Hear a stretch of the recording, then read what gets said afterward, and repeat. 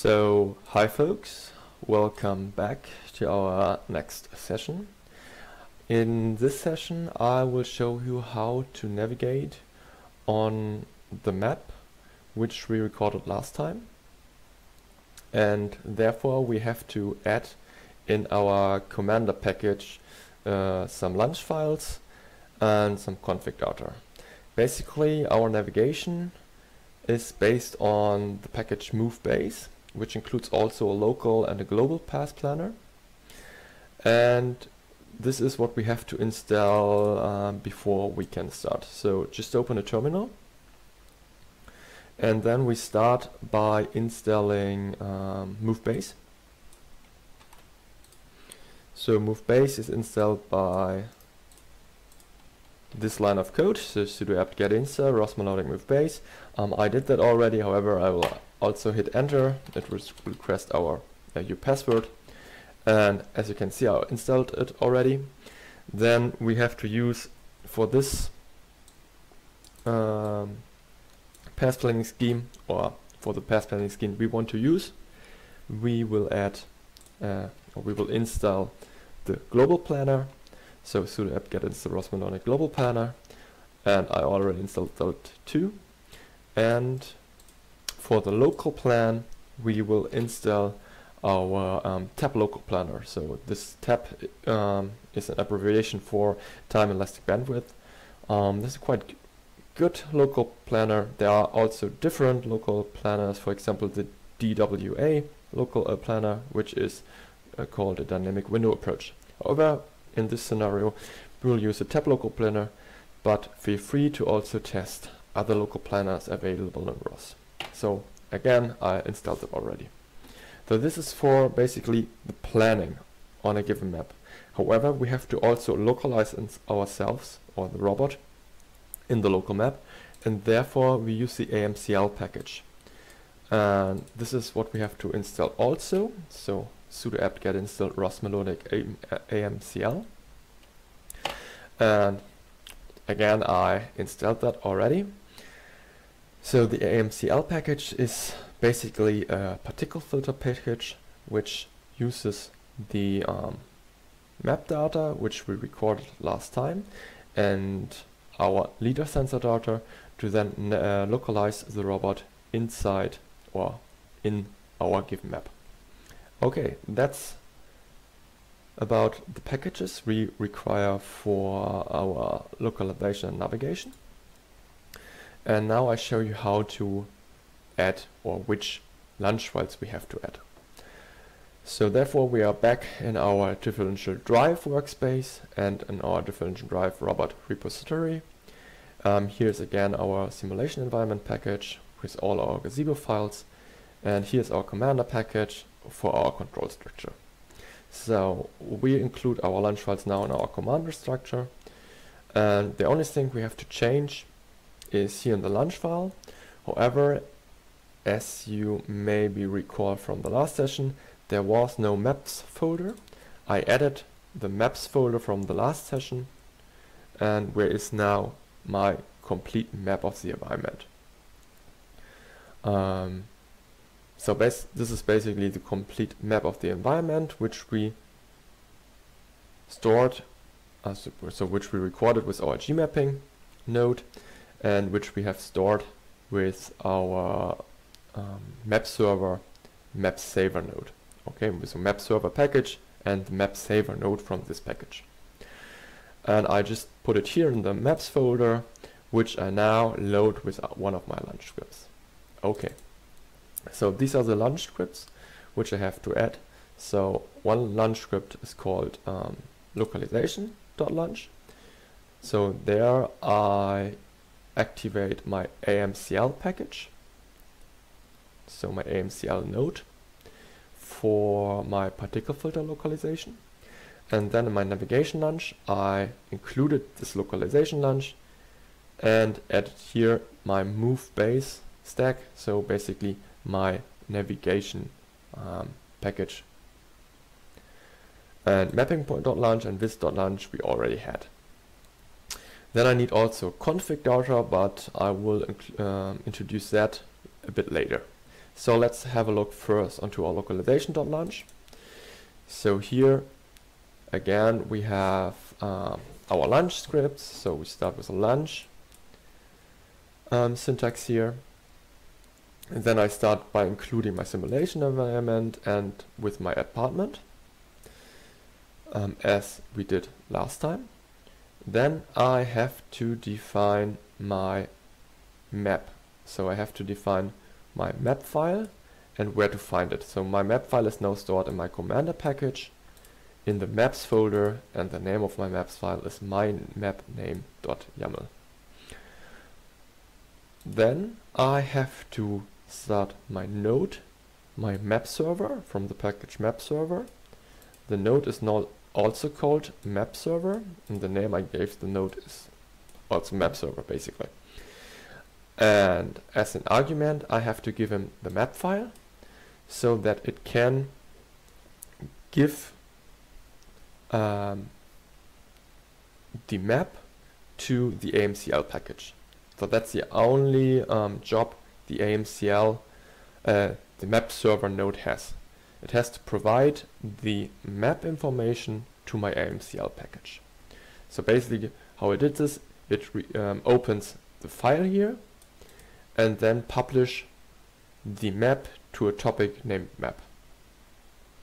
And the amcl package, which we start here, then subscribes to the map information or to the map node, to the map topic, which is provided by the map server. Okay, so here we start now our amcl package, and we have to define some parameters. If you have different names, for example, then we have also to change the topic name. However, here our topic name, so the standard topic name for our amcl package is scan, and our topic name for the laser scan is also scan, so we don't have to change this. However, I included it here, but I commented it out. Then we have to define some parameters. I defined here a minimum particle number and a maximum particle number for my particle filter. Then I have to define my global frame ID, which is map. I have to define my base frame ID, which is base link in our case, and I have to define my autumn frame ID, which is autumn link. And I have to tell him if I want to use a map topic, which I want, so I put this parameter as true. Okay, and that's basically my localization.launch file. And with this I can now localize my robot, but I want to navigate it also in my environment, and therefore I want to use move base. So this is what I do here. First I include my localization.launch file, so that I start my amcl package, my simulation environment and everything else. And then I include my move base package and my move base node. So therefore I have to load a lot of parameters to define my cost map parameters, my local parameter for my local cost map and for my global cost map, and so on and so forth. And I have to define which local and global path plan I want to use. Okay. So let me first now introduce what is the difference between, or why do I need local and global path planning algorithms. Therefore I will draw you some sketches. So let me shortly introduce why we require a global and a local path planner. So just let me draw a sketch of, for example, an apartment. So it could be like that we have an apartment which looks like this. So we have here a door. Here's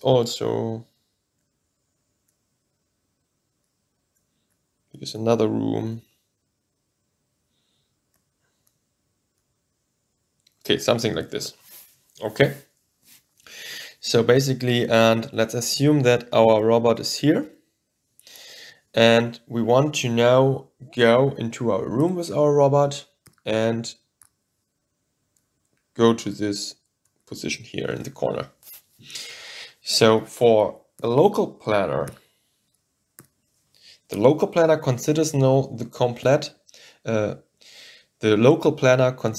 complete environment of our map. So that means basically that we have a global cost map, which is kind of fixed. In our case, it was simply loaded by the map server and recorded with our gmapping approach. And based on this fixed idea of our environment, so based on our global cost map, we now try to find the most efficient way from our robot position to our goal state. So basically, our global planner will now figure out the best way, the most efficient way, based on our global cost map data, so on this data, to our end state. And therefore it uses different algorithms. For example, Dijkstra could be used. There are also algorithms like A star. So we have like Dijkstra, we have A star. For example, there's also RT or RT star. However, this is not part of this lecture to go into detail into all of these algorithms. But there exists a lot of global path planning algorithms. So, and based on this global path planning algorithms, now a way is found which is optimally to this position. Okay. So now you can say, okay, the robot could now simply follow this way to our end state or to our desired end position. However, there could be a lot of issues. For example, there could be here a person which is not recorded in the map. So we could here have a person which goes now into this direction and interferes with the robot path at this point here. So if we are unlucky and the person is directly in the way, then our robot would simply crash into the person. So that would be not really desired. So that's the reason why we also use a local planner to take into account local obstacles and, more importantly, dynamic obstacles. So, and for the local planner, we use just a simple area around the robot for the planning approach. So that means, for example, we could use this kind of area around our robot.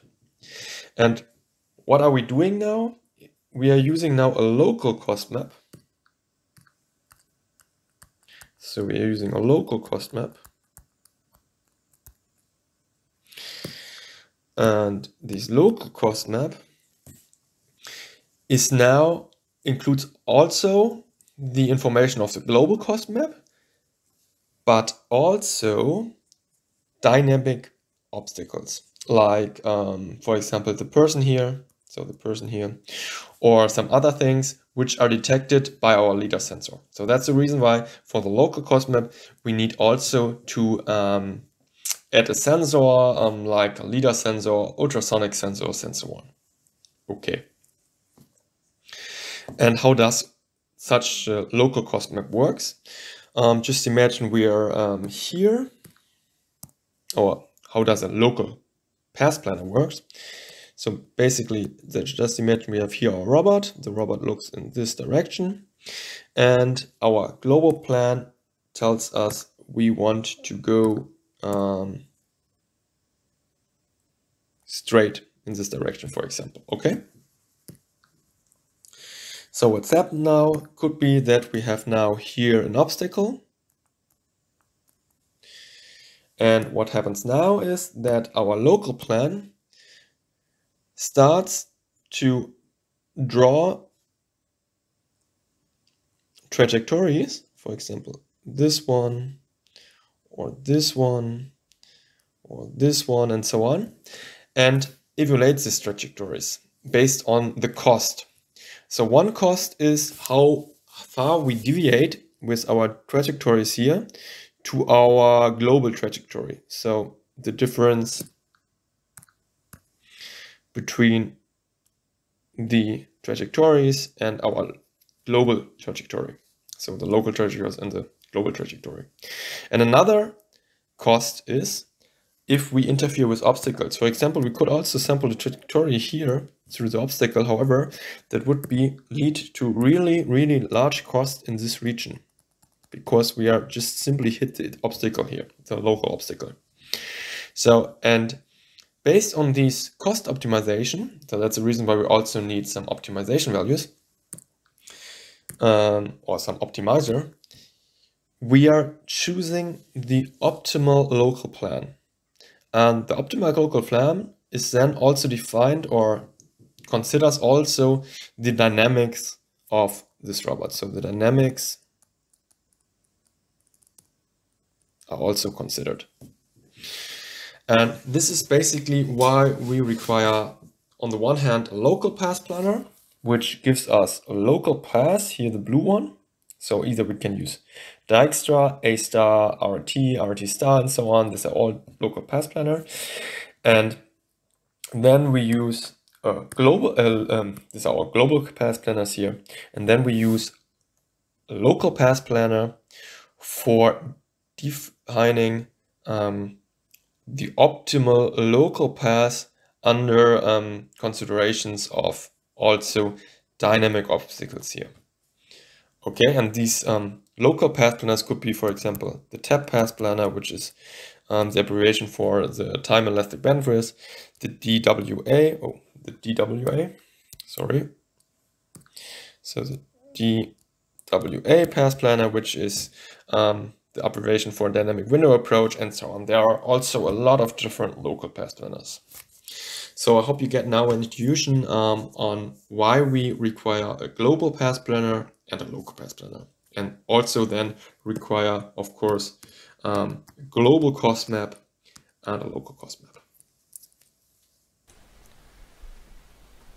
So now that we understand why we require a global planner and a local planner, so basically also a global cost map and a local cost map, we will go on and I will tell you now how to define everything here for MoveBase. So I have to define first a lot of config files. So I need a cosmet command params config. I need a local cosmet params. I need a global cosmet params config file. And then I have to define also my global planner, which is in our case a Blaze global planner. And I have to define also here a global planner config file. And then I have to define which kind of local planner I want to use. In our case, I want to use the tab local planner here. And I have to define also the config file for this local planner. So, and all my config files are stored in my commander package, in my launch folder, and then in config folder. And there are the config files. So let's have a look onto these config files. Here's the cost map. So that's basically the main config file where I define, for example, the panels for my configurations, my visualization manager. There I tell them which links I have. Then I also define my visualization in RViz. So which kind of visualization styles I want to have, the colors I define, the intensity, and so on and so forth. So basically this is a cost map file which you can simply download from the ROS Wikipedia and can use it basically right out of the box. However, you have to change probably here the links in this section, but the rest in general you can use probably good out of the box. You have to just modify a bit around here. Okay. So Then we have the Cosm common params. So these are basically parameters which we use for both cost maps. So the first thing is we want to define the obstacle range and the ray trace range.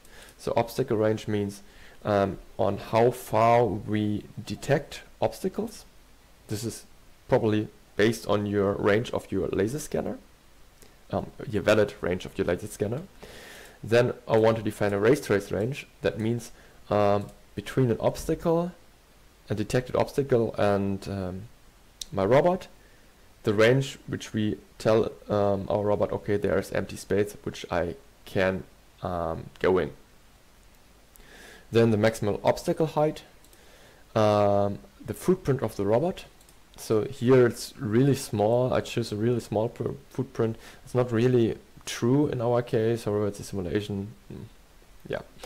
Normally you have to really measure out the robot, and then you define the corner with this parameter, so x and y always, and that's then the footprint of the robot, which the planners will use for navigation, for the planning.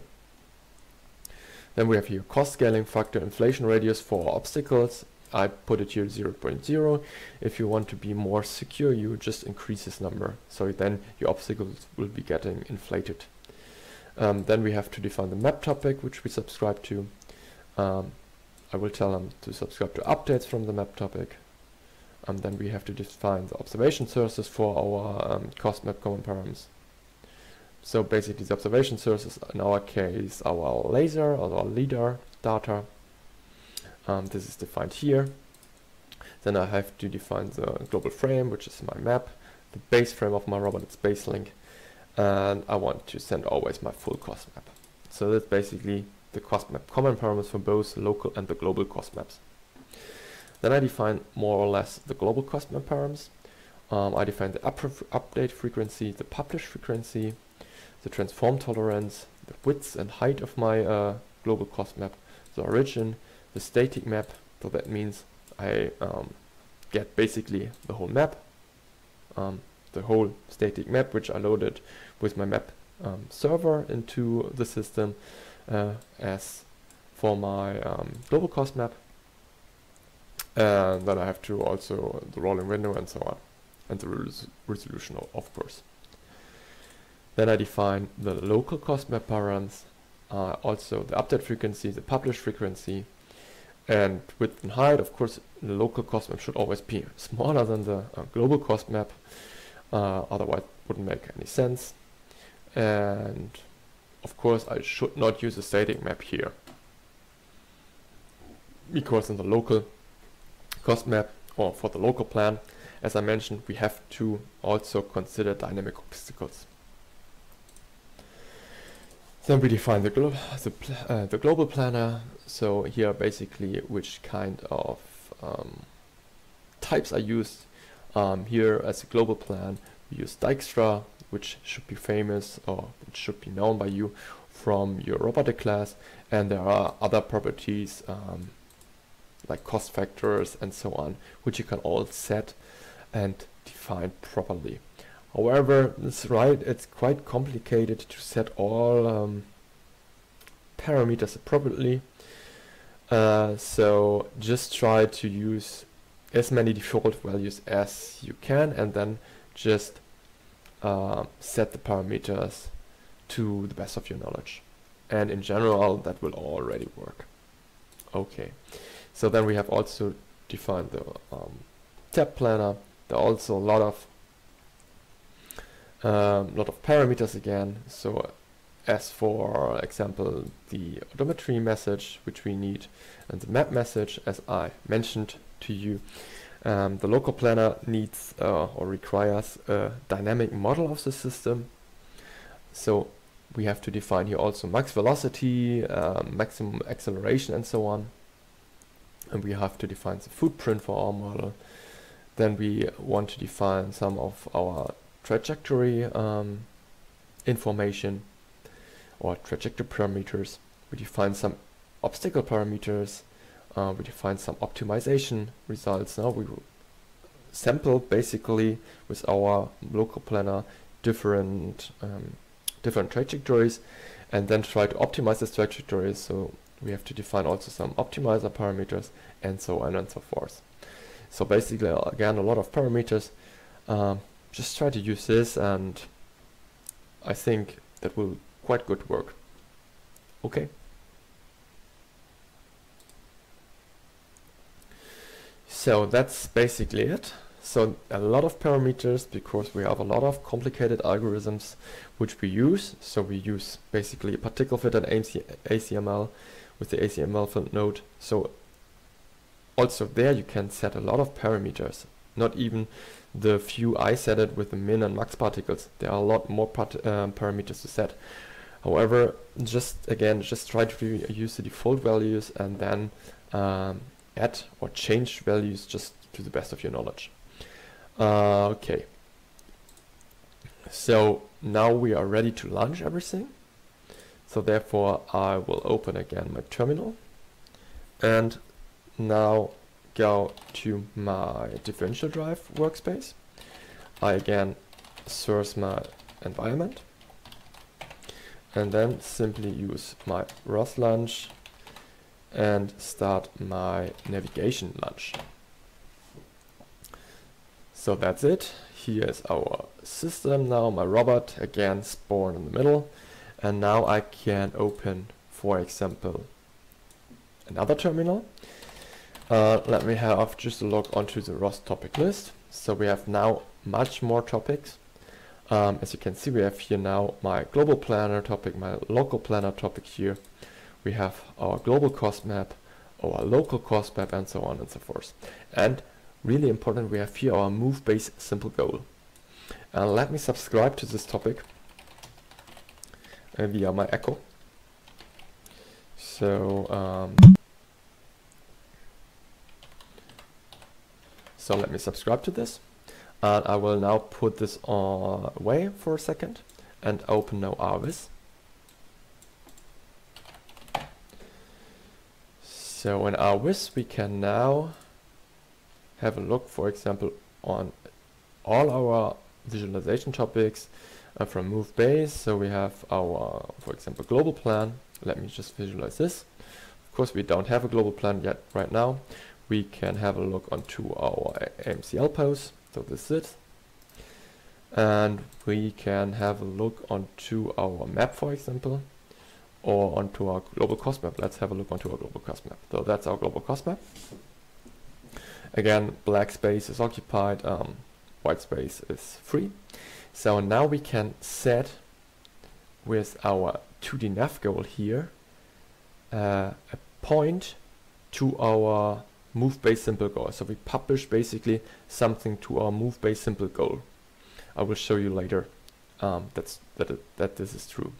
So let's publish this here, and I'll let the robot drive to this point in this pose. So let's do this, and as you can see, it published here some information, and when we have a look onto our gazebo information, the robot starts to move and tries to figure out a way to go to this pose where I wanted to have him. And as you can see, it works quite well. So now it's here. It's not exactly here because in my local plan, my global plan, I define basically a tolerance for the end pose, and so for the robot it reaches basically the end pose within this given tolerance.